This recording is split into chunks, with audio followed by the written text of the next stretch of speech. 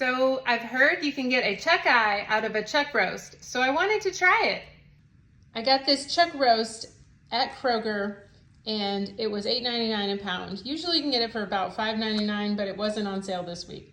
So I've heard that if you cut it right here, that becomes a chuck eye and this becomes a Denver steak. So let's try it. You can see I just cut it along here. It's pretty thick.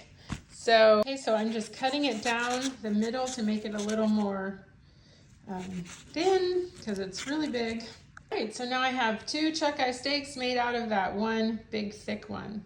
Now I'm going to put my favorite salt. Now put them on a very hot grill. Cook for about 5 minutes on each side.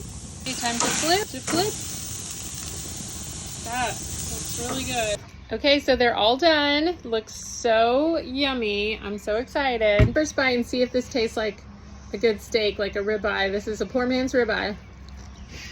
It's a little more chewy than a ribeye, but it's definitely a good substitute if you get this on sale. Follow me for more tips about grilling and the carnivore diet.